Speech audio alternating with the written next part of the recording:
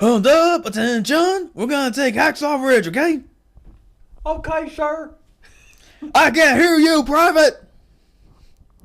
Okay, sir. Alright, so we did that last minute. Yep. So, hi, welcome to Anchor Reviews. This is Tyler from Anchor Reviews. And Steven from Steven Lawson Studios. And today is our review on Hacksaw Ridge. Now, this movie, we were originally going to review it a while back when it came out, but the thing is that our movie theater is very lame because they're going through renovations. But for some reason, they decided to not to release this movie in the theater we want to go see. It's like, oh, let's play Boo, a Medea Halloween. Like, who watches those movies? Cancer. And also People Inferno. Who have human cancer. Yeah, and also Inferno, that's been bombing in America financially, so it's like, why keep playing that one? I actually did see that one, so that is definitely more defensible than Boo Medea, but... I did hear Inferno was, like, really boring. I actually thought it was fine. I mean, it wasn't, the best thing ever, but it was fine. Yeah, I've seen the other ones. I've seen Da Vinci Code and Angels and Demons. They're alright movies, but I have no big desire to watch Inferno. I got you.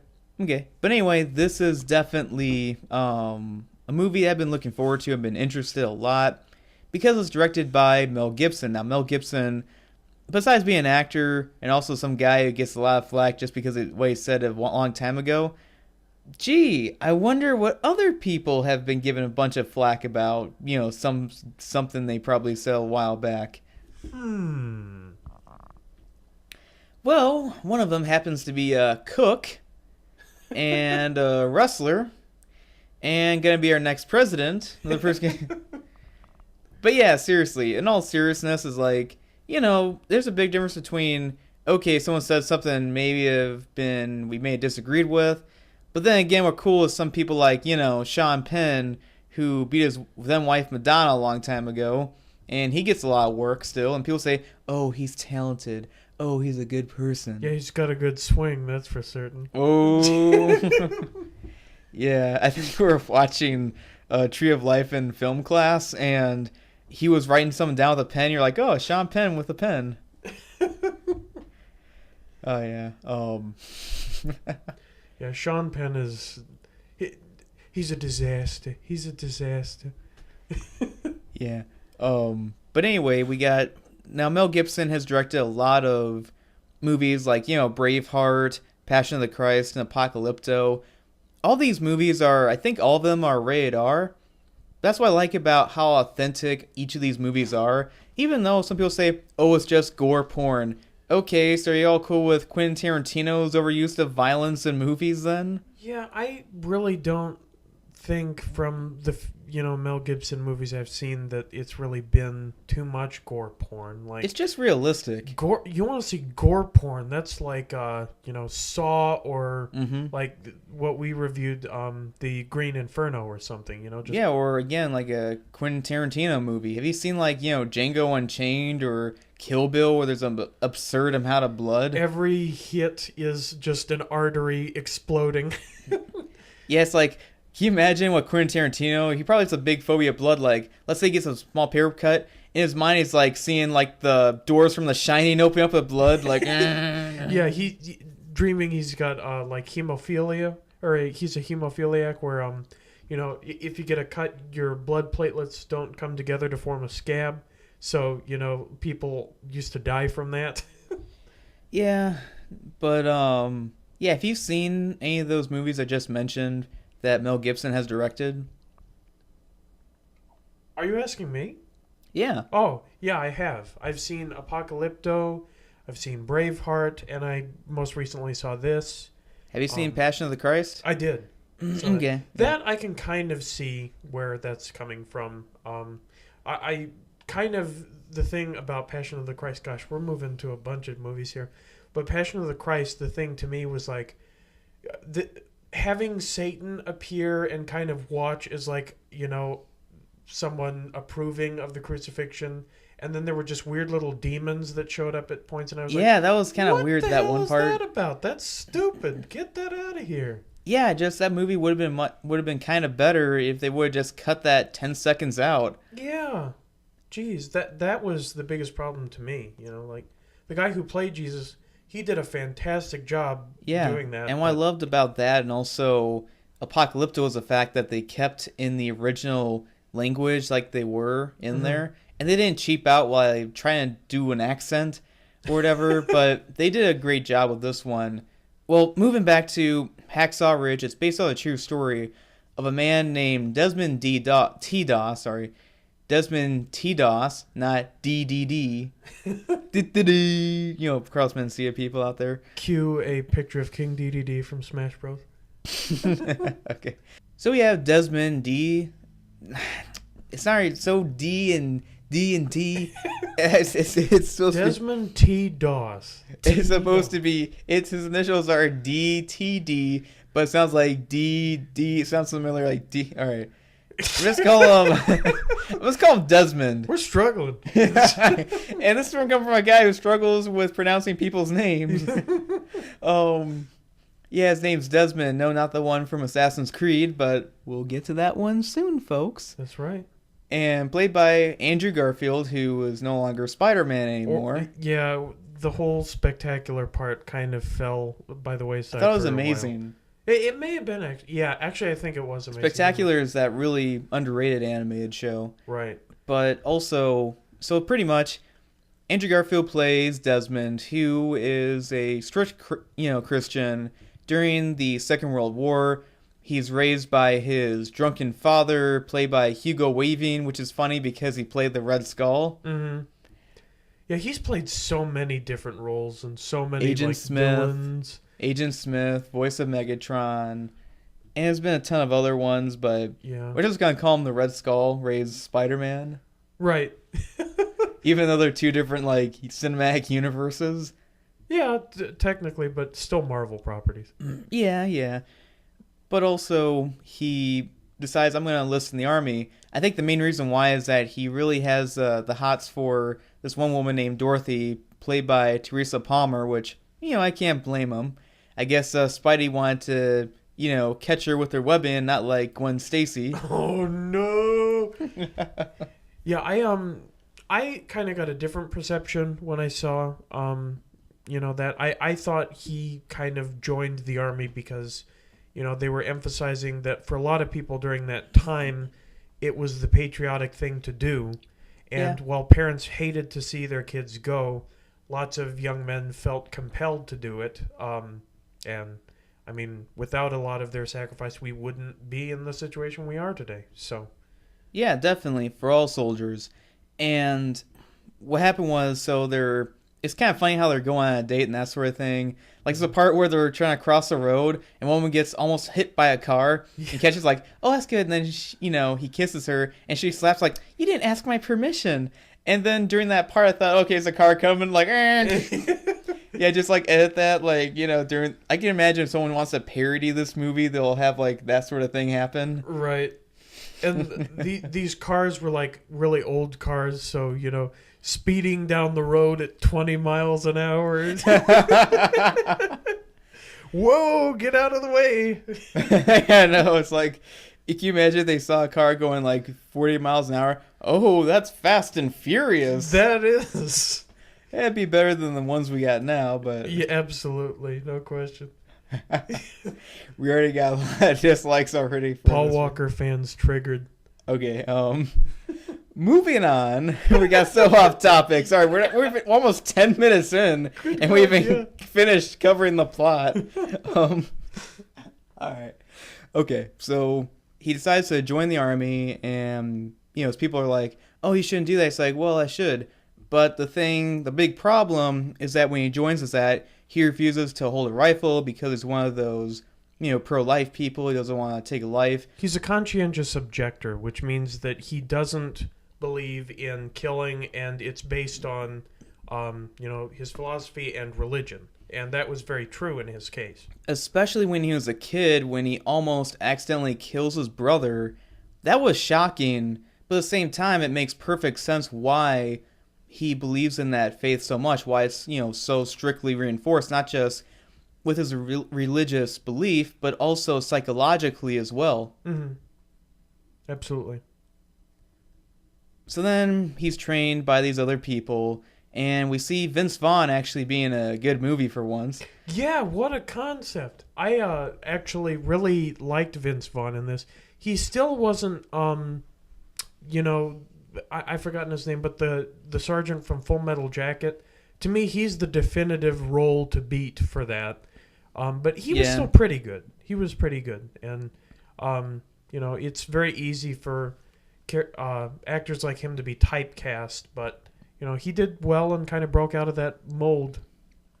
Oh yeah, definitely. But also, there were some funny moments. Like, I love how he started roasting people. Like, this ugly guy's like, "You're a ghoul," and then he goes to the Native American guy like, "You probably some kind of Native American tribe. What kind of spirit animal are you? Are you like a reindeer?" And I was like, "Oh, so many people are gonna already write the negative reviews for this." Running out of the theater. Yeah. Triggered. But he also. But I think the two that got the worst was one guy who accidentally got a knife stuck in his foot. Because they were doing some military game of throwing knives at each other's feet. Kind of remind me of Aliens when the android guy was doing like the knife trick while the person's hand was down, like the.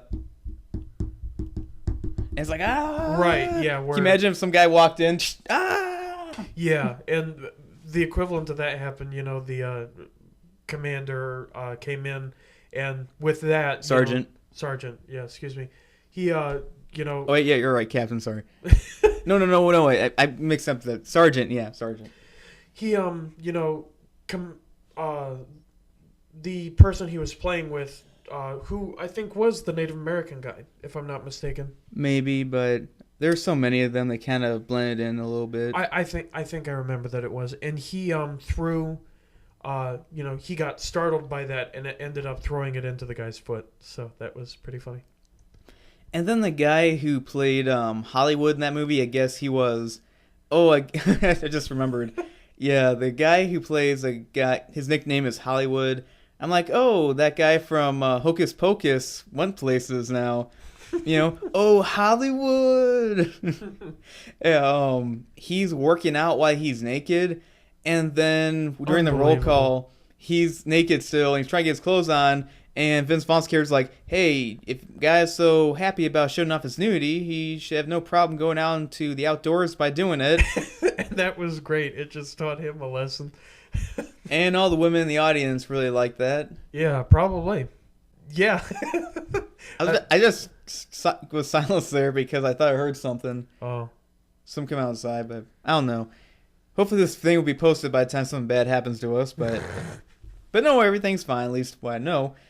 But that'd be funny if it's like some big apocalypse, like monster battle thing going out, but we're just doing this thing or no.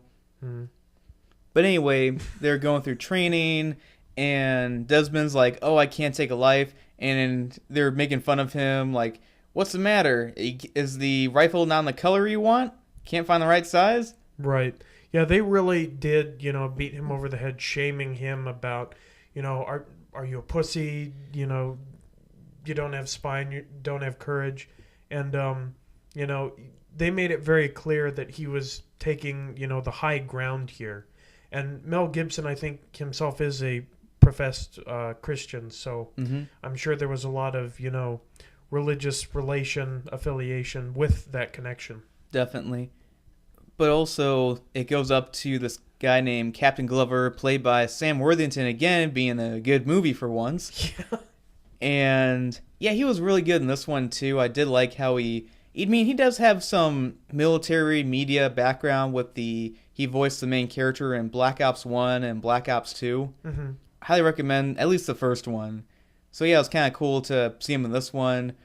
But also, again, when he's being inspected by other people, the one movie cameo in this movie I was kind of surprised about is this guy named Tetch, who's kind of like, observing him psychologically.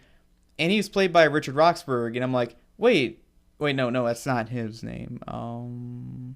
Colonel Stelzler, played by Richard Roxburgh. And I'm like, oh yeah, Dracula from Van Helsing. Oh, yeah, that's a good point. I didn't think about that. Well, yeah, I watched Van Helsing recently. You know, it was around Halloween time, Mm-hmm. and I recognized him. Oh yeah, I didn't know he was in this movie. And yeah, guy can pull off some accents. Like he pulled off a legitimate American accent in this one. I mean, he's Australian, but he also pulled off a legitimate Eastern European accent in Van Helsing. Mm-hmm. So I'm like, oh, this guy's a pretty good voice actor. Yeah. But yeah, I was like, oh, okay, it's nice to see cameo. So then they're going through training, and they're like, okay, you're all cool with doing what you want to do. And then we get to the second half of the movie, which is kind of like, you know how Full Metal Jacket was, the first half was training, and the second half was going into battle. Mm-hmm. This movie is a lot like that, where they go to Hacksaw Ridge at Okinawa, Mm-hmm. and I guess this ridge is above where they have to take it, where the enemy has a high ground, and all hell breaks loose. I mean, there's a ton of death and destruction. People getting obliterated, people getting set on fire, tons of machine gun fire. It's definitely some of the most brutal and violent scenes I've seen in any war movie. Yeah, let me just say though, before we already have gotten into that, it really didn't, like the way Tyler described it, it didn't turn out, just to be hunky dory. His dad really had to, who was a previous member of the armed forces, and you could tell very scarred from losing his friends. World War One. Yeah, he had to, basically call in some favors to make his son not go to prison. And so it really escalated to the point of, this is getting ridiculous. And so that was a very important battle, I thought, that he was, waging for his character. And redemption. Right. And I'm sure some people will say that made it drag, and there's, I think, something to that. But then, as we were saying, it got to, Okinawa. They finally make it. He's a medical officer. I don't know if we mentioned that. Yeah, he's a medic. So he wanted to save people.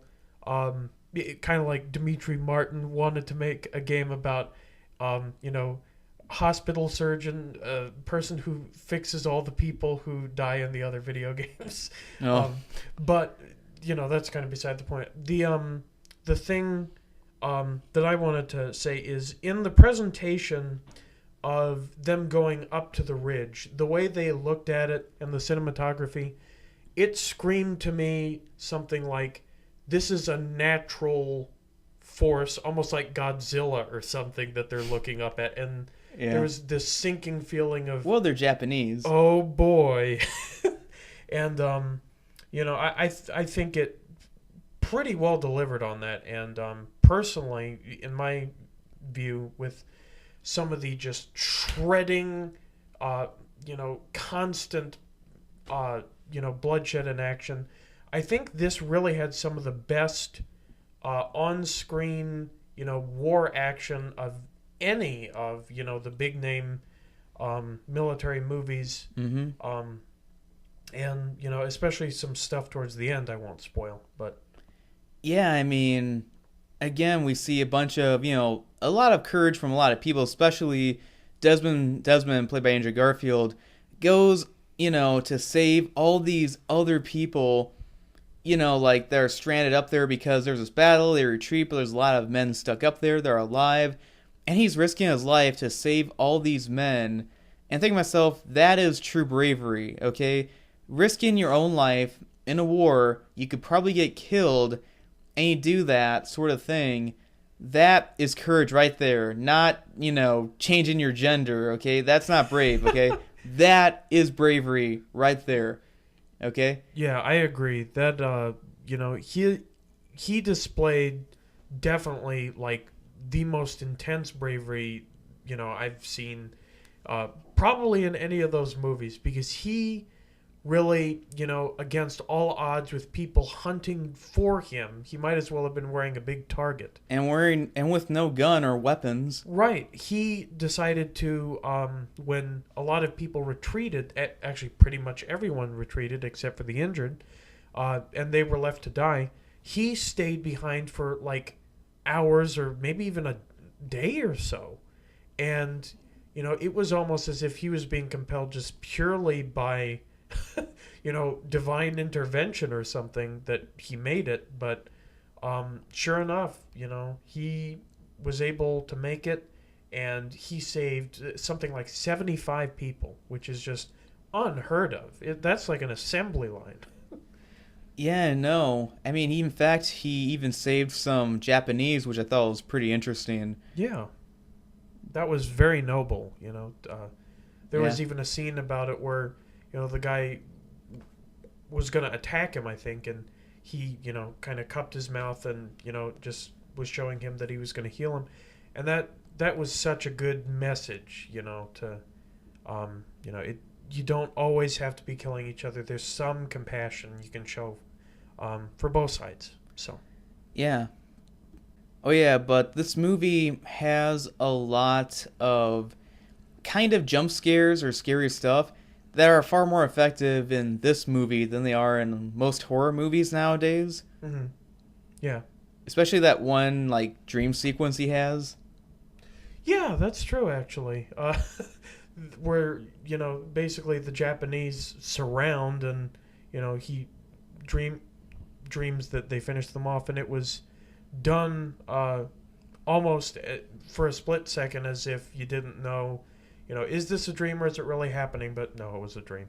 So that was quite a good, effective scare for that. Yeah, definitely. So, what would you give this movie, Steven? Well, this particular movie, I definitely really like it. I still personally feel my favorite war movies are going to be, Full Metal Jacket and Saving Private Ryan. But this is pretty, strong in its own right and is definitely up there. I really liked how the character was so different from what we see in a lot of these military movies. And it had a nice Christian message for the people who, do believe in Christianity, despite it being kind of a mainstream film. So I really liked this. I liked Andrew Garfield's performance. I liked pretty much everyone's performance. The brother who was in it, I would say, we could have seen him a little more. That was the only thing. He kind of was just like, well, I'm going to war. See ya. Yeah. But, besides that, I really liked it. And there was some great cinematography, great action for the genre. And I definitely encourage seeing it. I would personally give it for, all its positive, qualities, as well as a few, negative just tidbits. Something along the lines of an 84%. A little lower than I thought.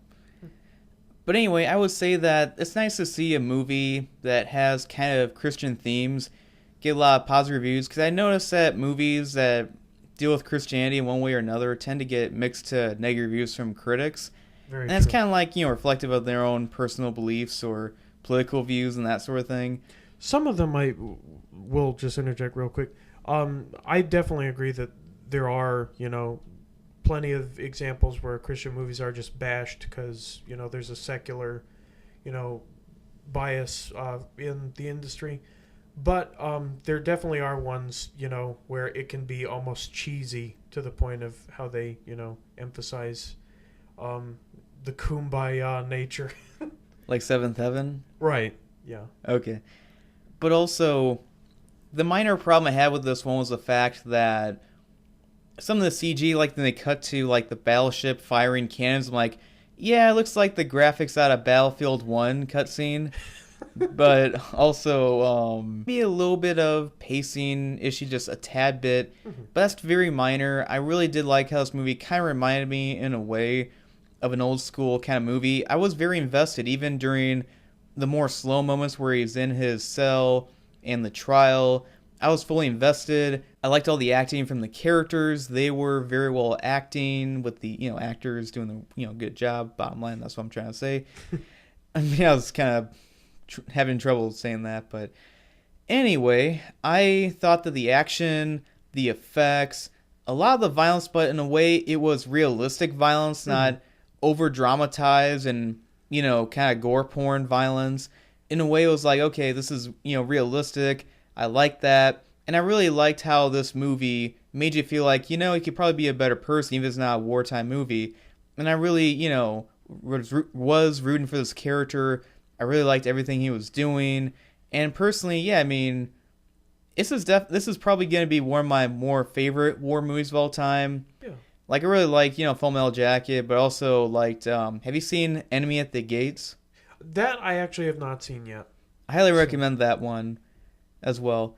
And overall, I would say Hacksaw Ridge is definitely one of the best movies I've seen all year. And it's nice to see Mel Gibson make another movie. Yeah. This is probably one of his best movies, I would say. So overall, I would give Hacksaw Ridge about 3.5 stars out of 4. Okay, I can respect that. I think it's a little high personally, but you thought I was a little low, so I guess that's just... We meet at midpoint, folks. Yeah, definitely. Compromise. Yeah. But one last thing before we wrap up. There's a part in the movie when he's trying to save people from, going down the ridge, and he wraps a rope around them. And I think to myself, well, he better not drop him like Gwen. Yeah, Gwen Stacy dropping and using that good neck snap. Were you gonna say something? No, I just listening to what you're gonna say. Gotcha. I was just gonna say that something that I found a little whoa when I saw it. I liked the whole thing.